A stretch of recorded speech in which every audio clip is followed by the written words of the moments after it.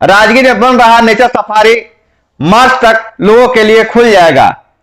Glass throw bridge भी मार्च तक बनकर तैयार हो जाएगा। मुख्यमंत्री ने राजगीर पहुंचकर किया निरीक्षण, दिए कई निर्देश। मुख्यमंत्री नीतीश कुमार ने शनिवार को राजगीर स्थित जू सफारी व नेचर सफारी का जायजा लिया। मुख्यमंत्री ने कहा कि राजगीर में बन रहा नेचर सफारी अपने आप में अनोखा है। यहां की मनोरम वादियों में पहुंचकर लोग खुद को प्राकृतिक वातावरण के साथ जोड़ सकेंगे। उन्होंने नेचर सफारी में सोलर ऊर्जा से बिजली उत्पादन के प्रयास की सराहना की। राजगीर का नेचर सफारी पार्क 500 एकड़ वन क्षेत्र में विकसित किया जा रहा है। यहीं पर जमीन से 250 फुट की ऊंचाई पर पारदर्शी ब्रिज का निर्माण किया गया है। इसकी कुल लंबाई 85 फुट व चौड़ाई 6 फुट होगी। आपको बता दें कि इसी तरह का ग्लास ब्रिज चीन में है, जो लोगों के बीच बहुत ही लोकप्रिय है। उसी के तर्ज पर बिहार के लोग भी अब नेचर सफारी के साथ ग्लास ब्रिज का मजा ले सकेंगे। तो नीतीश कुमार ने इस पूरे निर्माण कार्य में का जायजा लिया और उन्होंने अधिकारियों को कई निर्देश दिए। इसी दौरान उन्होंने पत्रकारों से बात की।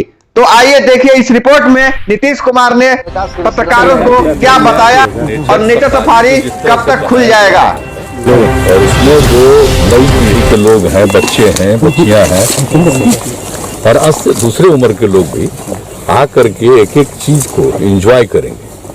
दोनों तरफ जो पर्वत है, वृक्ष है, सबको एंजॉय करेंगे। तो पर्यावरण के दृष्टिकोण से और नेचर के प्रति इसका नाम ही रखा गया नेचर सफारी।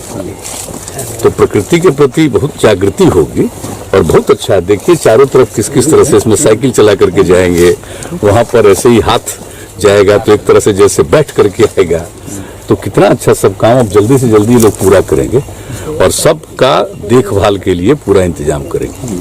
लेकिन जो कुछ भी होगा वो पूरा दिन में ही सारा काम होगा, दिन में सिक्योरिटी के लिए क्या रहेगा, पूरी सुरक्षा का पूरा इंतजाम रहेगा। और बाकी इसको देखभाल करने के लिए जो भी वन एवं पर्यावरण विभाग से जो कुछ भी उसके लिए जरूरी होगा, अधिकारियों की और दूसरे एम्प्लॉइज को सबको यहाँ पर पोस्ट किया जाएगा। आवागमन की क्या व्यवस्था रहेगी? आवागमन की तो व्यवस्था रहेगी यहाँ तो आने की ना, ये सब इंतजाम किया जा रहा है।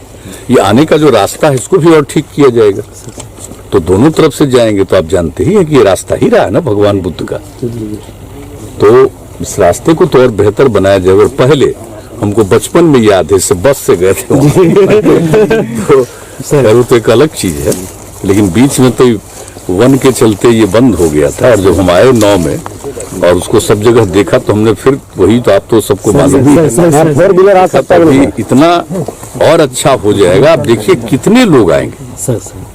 तो आप समझ लीजिए कि जहां भी कोई देखना चाहेगा, जू सफारी देखे, ये इसको नेचर सफारी देखे और जितने तरह से और जो काम किया गया आप सबको मालूम है। वेणु वन का कितना अच्छा काम हुआ।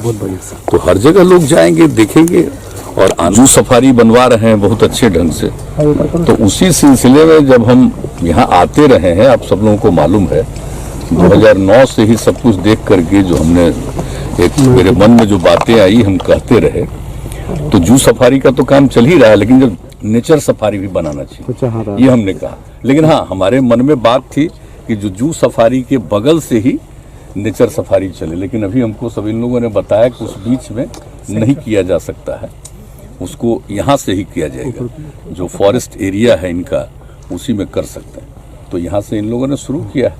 तो वही देखने हम आ रहे थे कि कैसे लोग कहीं से देखेंगे। तो बहुत अच्छा बना है और इसके सुरक्षा के लिए और इसके मेंटेनेंस को देखने के लिए सारी बात हमने पूछी है, इन लोगों ने बताया ही है। और जो भी हमको लगा है यहाँ पर देखने के बाद हमने भी सजेस्ट कर दिया है ताकि बिल्कुल प्रोटेक्टेड रहे।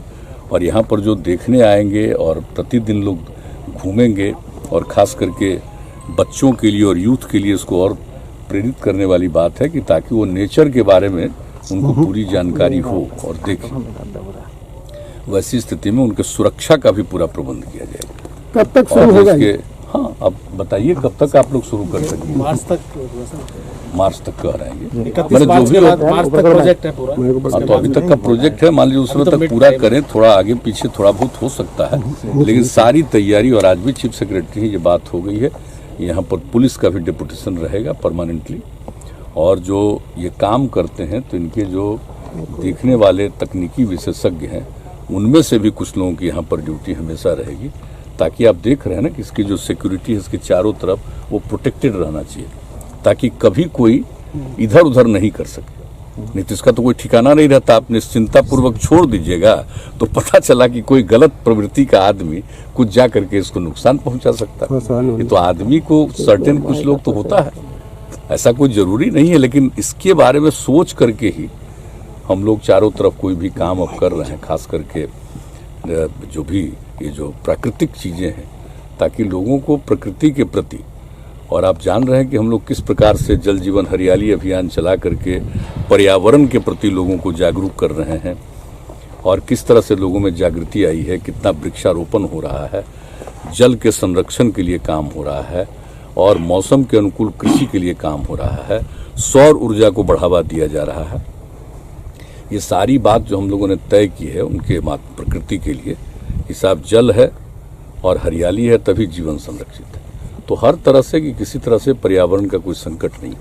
और एक बात आप लोगों को और बता रहे हैं, पूरे आप जान रहे हैं कि राजगीर के इलाके में हम लोग गंगा नदी का जल, उसके लिए काम शुरू हो गया, और गंगा नदी का जो जल रहेगा वो सारे लोगों को जल उपलब्ध होगा, चाहे हमारा यूनिवर्सिटी बन रहा नालंदा विश्वविद्यालय वो हो, या आर्मी के या जो भी पुलिस के लोग हैं, या जहाँ कहीं भी कई तरह की संस्थाएं, और पुलिस का ट्रेनिंग इंस्टीट्यूट भी यहाँ बना हुआ है हर प्रकार से। और आप जानते हैं कि जिस तरह से एक एक चीज़ बन रहा है, खेल कूद के मामले में आप जान ही रहे हैं किस तरह से यहाँ पर सारा बड़ा बड़ा काम हो रहा है, और यहाँ पर एक खेल के लिए भी विश्वविद्यालय बनाने का हम लोगों ने निर्णय कर लिया है। तो ये सब चीज़ होगा सबके लिए, जो भी आएंगे, जो भी होटल में रहेंगे, अपने घर में रहेंगे, सब लोगों के लिए वही हम लोग गंगा जल उपलब्ध कराएंगे पीने के लिए, उसको और स्वच्छ करके एक एक जगह पर पहुंचाएंगे।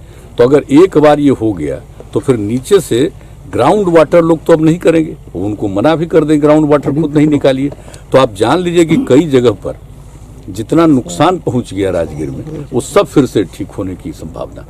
अब जो 34 के इसमें आ गया था भूकंप में, तो वो तो एक अलग बात है, लेकिन बाद में नीचे का जल स्तर कम हो जाने के कारण अगर किसी प्रकार की कोई कमी आ रही है तो उस कमी से भी छुटकारा मिल जाएगा। तो ये पूरा इलाका, और कितना ऐतिहासिक है ये, सबको मालूम है कितना ऐतिहासिक है। भगवान बुद्ध तो यहाँ पर आए, भगवान महावीर का भी आना हुआ, लेकिन उनके और पहले का ये है सब।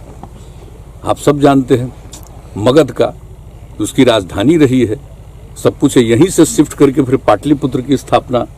तो ये सब कुछ जो हुआ है, तो हम लोगों का उद्देश्य यही है कि जो इसका इतिहास है, जब प्रकृति के बारे में जानेंगे, नेचर के बारे में जानेंगे, अपने पुराने इतिहास के बारे में जानेंगे, तो उनकी जागृति और बढ़ेगी और समाज को आगे बढ़ाएंगे। तो ये हम लोगों का मकसद है। सर, एक बार आए थे औषधियों पौधा को देख के काफी आप प्रभावित हुए थे।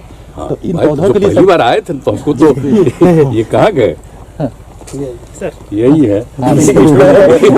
इनको तो लग रहा था कि हम जा नहीं पाएंगे, हम जहां तक जाएंगे वहां तक जाएंगे। और उसके बाद जो देख करके कितना सुंदर चारों तरफ, तो वही ना उसके बाद एक एक चीज हुआ है।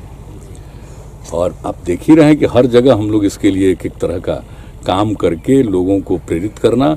अब सिर्फ जो भी इतना है, इतना ऐतिहासिक जगह है, और सब जगह को जो हम लोग इसको ठीक कर रहे हैं, ताकि लोग आएंगे तो हर जगह जाएंगे, देखेंगे, तो ये जो टूरिज्म का जो केंद्र है ये और विकसित होगा, बड़े पैमाने पर लोग और आते रहेंगे, तो अच्छी बात रहेगी। तो ये हम लोगों का मकसद है।